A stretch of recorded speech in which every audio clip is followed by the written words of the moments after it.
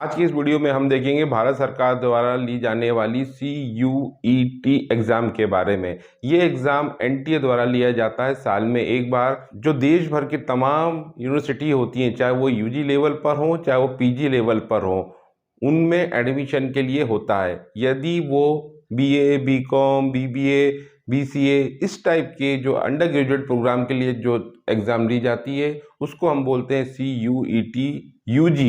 और जब वो MBA, MCA, MSc computer science इस टाइप की जो PG कोर्सेज के बारे में एग्ज़ाम लिया जाता है उसको हम बोलते हैं CUT PG।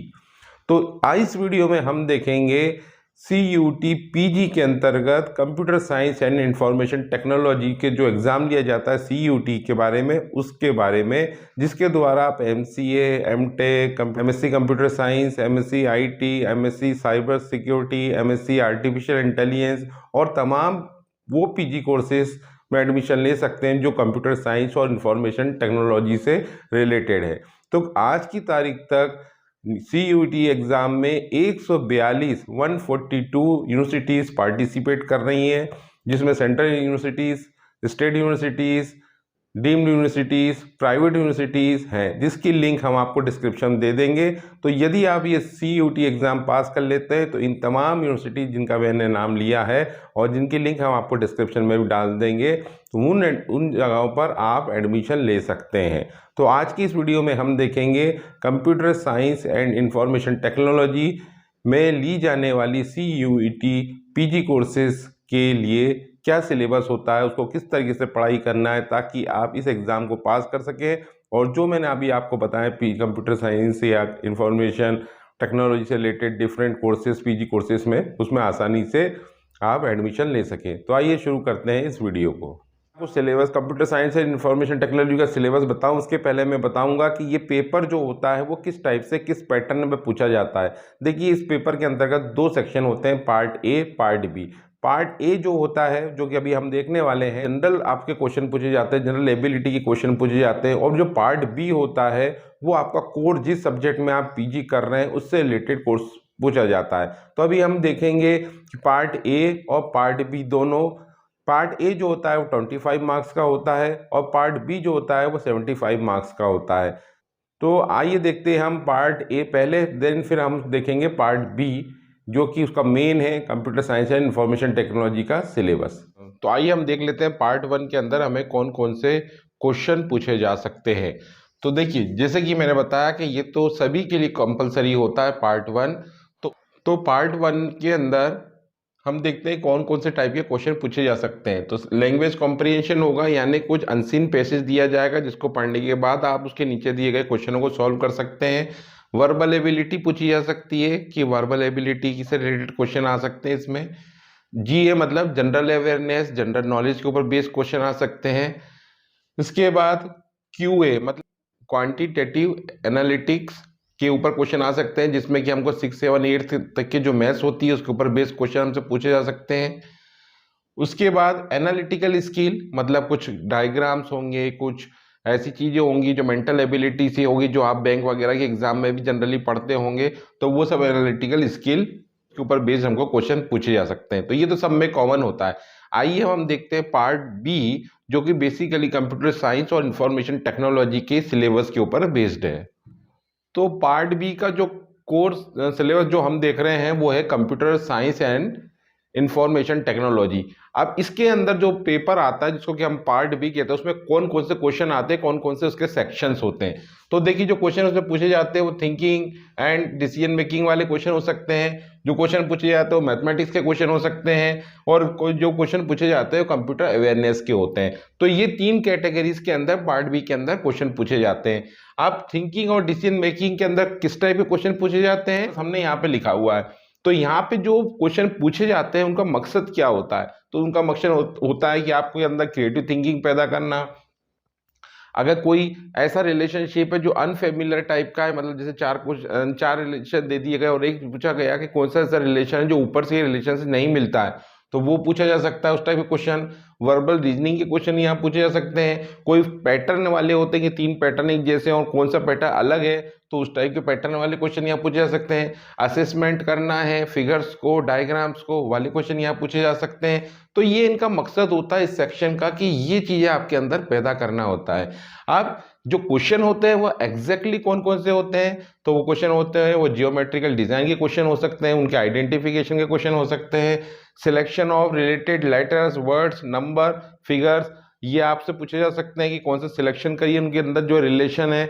इसके साथ completion of numerical series based on pattern और लॉजिक, कुछ ऐसे न्यूमेरिकल सीरीज दे देते हैं जैसे 3-3 का गैप है, उनके बीच में कितना डिफरेंस है नंबर, उसके बाद ये पूछा जाता है कि अगला आप बताइए कौन सा नंबर उसमें से हो सकता है, वो पूछे को जा सकते हैं। इसके अंदर कुछ क्वेश्चन जो होते हैं वो fill in the blank type के भी होते हैं जो सीरीज बेस्ड होते हैं। इसके बाद इसमें साइलोजिज्म का मतलब होता है लॉजिक बेस्ड क्वेश्चन जो होते हैं वो भी इनके अंदर पूछे जा सकते हैं।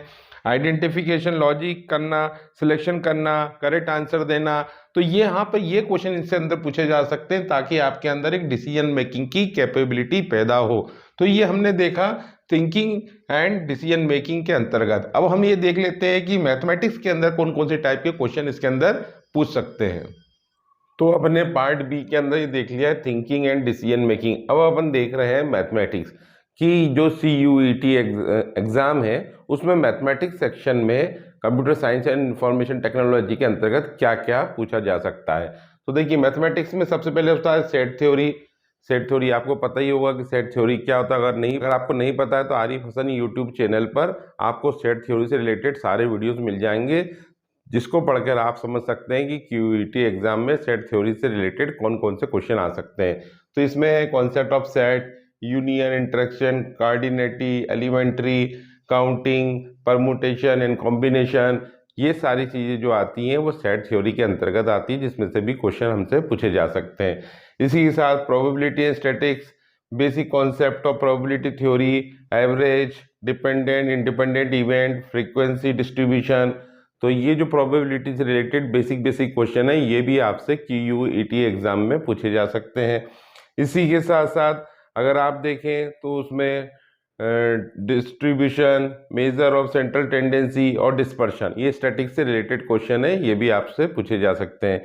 अब हम जब अलजेब्रा के पोर्शन में आते हैं तो उसमें आता है फंडामेंटल ऑपरेशंस इन अलजेब्रा, कि अलजेब्रा में कौन कौन से फंडामेंटल ऑपरेशंस हो सकते हैं, expansion, factorization, simultaneous, quadratic equation, indices, algorithm, arithmetic, geometric and harmonic progression and determinants and matrices. तो ये जो क्वेश्चन है वो आपको 6 से लेके 8 तक की मैथ्स में भी मिल जाते हैं अलजेब्रा से रिलेटेड, ज़्यादा से ज़्यादा 9th या 10th तक के। तो वो सब क्वेश्चन आपसे अलजेब्रा के अंतर्गत मैथमेटिक्स वाले पोर्शन में पूछे जा सकते हैं। अब अपन और देख लेते हैं कि मैथमेटिक्स से रिलेटेड और कौन कौन से क्वेश्चन है जो हमसे पूछे जा सकते हैं। अब अपन मैथमेटिक्स के आगे का पार्ट देखते हैं जो CUET एग्जाम में पूछा जाता है। देखिए सबसे इसके आगे पूछा जाता है कोऑर्डिनेट ज्योमेट्री। तो जो ज्योमेट्री आपने पढ़ी होगी जैसे कि rectangular, Cartesian coordinates, distance formula, equation of line and intersection of line, pair of straight line, equation of circle, parabola, ellipse and hyperbola. तो ये जो कोऑर्डिनेट ज्योमेट्री से रिलेटेड जो भी क्वेश्चन है वो भी आपको CUET एग्जाम में पूछा जाता है मैथमेटिक्स के पोर्शन के अंतर्गत।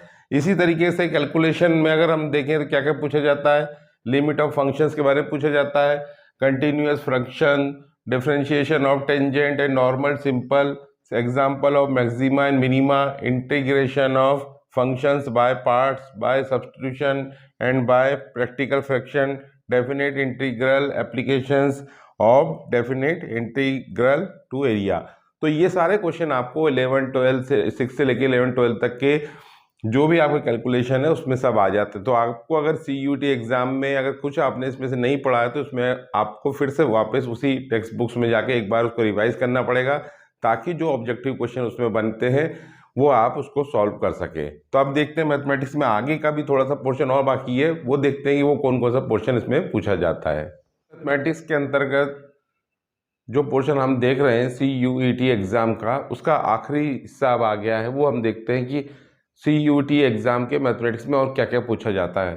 तो वेक्टर के बारे में पूछा जाता है, पोजीशन वेक्टर, एडिशन है, subtraction of vectors, scalar of and vector products and their application to simple geometrical problem and machines.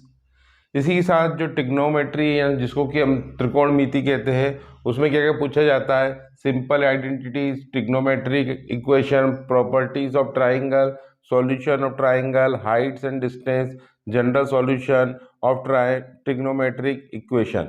तो ये सब पूछा जाता है। यानी कि अगर हम कहें शॉर्ट में किसी यूटी एग्जाम के मैथमेटिक्स पोर्शन में क्या आता है, तो करीब करीब आपको 6 से लेकर 12 तक की जो भी आपने मैथ्स पढ़ी है, लगभग उसके सारे कॉन्सेप्ट आपसे सीयूटी एग्जाम के अंतर्गत पूछा जाता है। अब इसका हमने 2 पोर्शन देख लिए हैं, थिंकिंग एंड डिसीजन मेकिंग का, जो मैंने आपको बता दिया। मैथमेटिक्स का पोर्शन ये अपन ने कवर कर लिया। अब तीसरा पोर्शन होता है कंप्यूटर अवेयरनेस का, यानी कि कंप्यूटर अवेयरनेस में कौन कौन से क्वेश्चन आते हैं, उनका सिलेबस क्या होगा इस सीयूटी एग्जाम के कंप्यूटर अवेयरनेस सेक्शन के अंतर्गत। तो वो अपन देख लेते हैं। तो अब सीयूटी एग्जाम का जो थर्ड पोर्शन होता है कंप्यूटर अवेयरनेस, जो कोर पेपर होता है, उसके अंतर्गत कंप्यूटर अवेयरनेस के बारे में हमसे पूछा जाता है। कंप्यूटर अवेयरनेस का जो बेसिक्स होते हैं वो पूछे जाते हैं, जो 2 हेडिंग में होता है। एक तो कंप्यूटर बेसिक्स होता है, वो पूछा जाता है, और एक होता है डेटा रिप्रेजेंटेशन। तो कंप्यूटर बेसिक्स में क्या आता है, ऑर्गेनाइजेशन ऑफ कंप्यूटर, कि भाई इनपुट डिवाइस क्या है, आउटपुट डिवाइस क्या है, उसमें प्रोसेसिंग कैसे होती है, एलयू कैसे होता है, ये सब काम पूछे जाते हैं। सेंट्रल प्रोसेसिंग यूनिट के बारे में पूछा जाता है। Structure of instruction in CPU, जब सीपीयू के अंदर कोई इंस्ट्रक्शन आप देते हैं तो उसका इंस्ट्रक्शन किस तरीके का होता है। ये कंप्यूटर नेटवर्किंग का क्वेश्चन है कि इंस्ट्रक्शन का फॉर्मेट कौन सा होता है, वो इंस्ट्रक्शन का फॉर्मेट आपको पढ़ना पड़ेगा, वही आपसे पूछा जाता है। इनपुट आउटपुट डिवाइस कौन सी होती हैं वो आपसे पता होना चाहिए। कंप्यूटर मेमोरी कौन सी होती है, प्राइमरी मेमोरी, सेकेंडरी मेमोरी, वो पता होना चाहिए। बैकअप डिवाइसेस कौन कौन से होते हैं, पेन ड्राइव होता है, सीडी होता है, इस तरीके जो बैकअप डिवाइसेस होती हैं वो हमको पता होना चाहिए। तो ये कंप्यूटर अवेयरनेस का जो दूसरा पोर्शन होता है वो डेटा रिप्रेजेंटेशन के बारे में होता है, कि आपको डेटा कैसे रिप्रेजेंट करना होता है। क्योंकि कंप्यूटर में जो डेटा होता है वो बाइनरी मशीन लैंग्वेज के फॉर्मेट में होता है, जिसको कि हम बाइनरी नंबर सिस्टम भी कहते हैं। तो उसका रिप्रेजेंटेशन कैसा होता है, तो वो आपको बताना पड़ेगा। रिप्रेजेंटेशन ऑफ कैरेक्टर्स क्या होता है, इंटीजर्स क्या होते हैं, फ्रैक्शंस क्या होते हैं, बाइनरी नंबर सिस्टम क्या होता है, हेक्साडेसिमल नंबर सिस्टम क्या होता है। बाइनरी नंबर सिस्टम में डेटा जाता है, हेक्साडेसिमल नंबर सिस्टम में आपका एड्रेसिंग होता है। और बाइनरी अरिथमेटिक के कौन कौन से होते हैं, अगर आप बाइनरी जो अरिथमेटिक हैं वो किस टाइप से होते हैं, एडिशन, सब्सट्रैक्शन, मल्टीप्लिकेशन, डिवीजन, ये सब आपको पता होना चाहिए। साथ ही simple arithmetic and 2 complement, single 1 complement भी होता है, 2s कॉम्प्लीमेंट भी होता है एडिशन का, तो वो कौन कौन से होते हैं वो आपको पता होना चाहिए। उसके साथ ही अरिथमेटिक फ्लोटिंग पॉइंट, उसके साथ ही arithmetic floating point representation of numbers को भी आपको आना चाहिए। नंबर्स का अलग अलग टाइप से रिप्रेजेंटेशन किया जाता है कंप्यूटर में, तो उसमें से कैटेगरी होती है फ्लोटिंग पॉइंट रिप्रेजेंटेशन, तो कौन सी होती है वो आपको पता होना चाहिए। इसके साथ ही बुलियन अलजेब्रा, ट्रूथ टेबल और वेन डायग्राम, इसकी भी आपको नॉलेज होना चाहिए। तो उम्मीद करता हूँ कि ये जो वीडियो है आपको अच्छे से समझ में आ गया होगा। तो इस वीडियो को आप ज़्यादा से ज़्यादा शेयर कीजिए।